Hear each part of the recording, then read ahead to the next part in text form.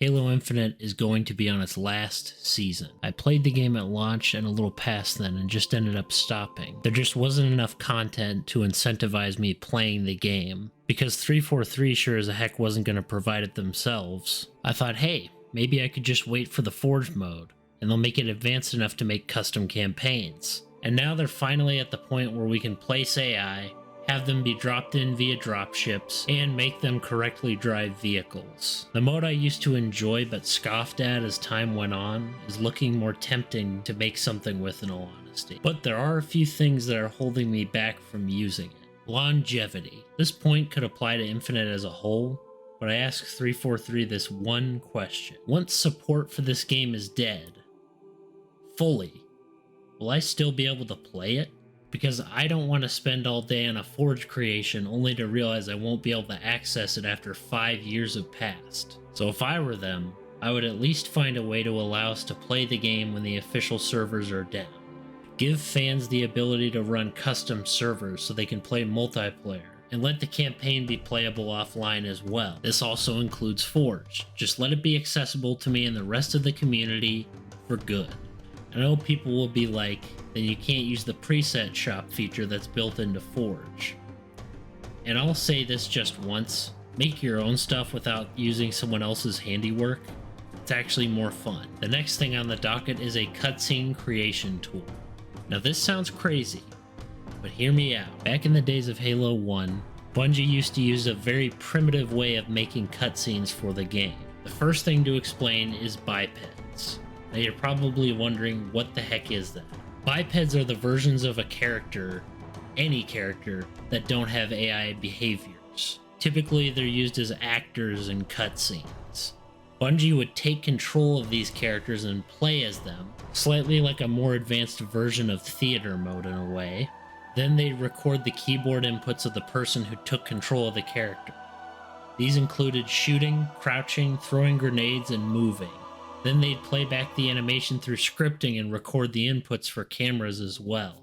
Then lastly, they'd fire off simple custom animations for good measure. It may sound complicated, but it's actually very simple, and a very clever way to trick the player into thinking the game was just animated at every corner.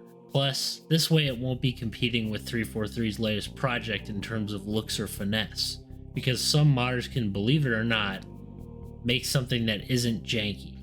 If you're in the know, take Battlefield Desert Combat for instance. That mod was more popular than the actual game it was based on. The next thing we'll talk about is custom sound effects and music.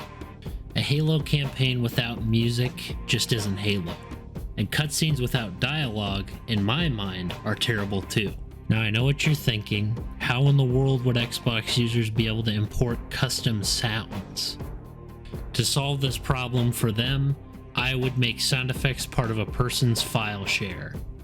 PC users should just be able to use sound effects by placing a sound object that pops up a menu where you can select a sound effect on your storage device. For consoles, you would need a PC to upload the sound effect to your file share, which in turn would make it accessible from the console. Then you can fire these in scripting just like with the mod tools. The next thing we'll talk about is playable bipeds. This would include every single character in the game. So what I'm saying is you spawn an elite biped and script it so the player can play as them. Now you might be saying, wouldn't 343 want to make these skins and monetize them instead? To counteract this issue, I would make it like other Halo campaigns where they all force you to play as the same character. That way no one can make a full unique squad of characters. This would solve the playable elites problem and then some. The next thing to discuss is getting rid of the budget. Yes, this issue has been holding back the mode since its inception. Just have a performance meter and let players see how far they can push it. Or at least let this happen on PC if you can't do it on console. If someone wants to create a bigger level, they have to split it in chunks, which is never a fun thing to do.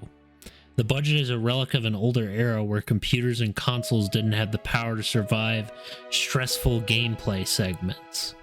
But we aren't in 2007 anymore, so let's move on from this.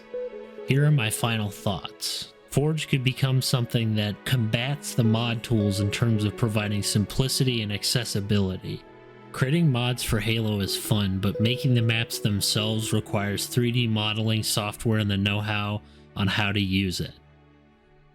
This could replace that, and personally, I'm all for it. As great as Blender is, when I'm modding a game or making custom content for it, I'd rather have built-in functionality that's easy to use instead. Forge could very easily become the cornerstone of what keeps the franchise alive as a whole. Don't let it be stuck in the past and forgotten. I want to use this mode so bad, but 343's track record just isn't cutting it. I'm so tired of waiting for the next game and having something else I love die.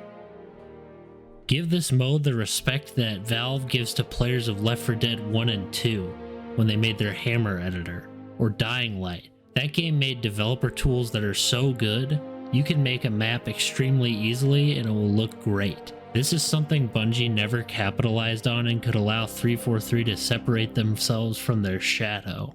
So please, give me a reason to return to this mode. You're so close. Just give the community what it wants, and this will be a start in the long road towards redemption for you.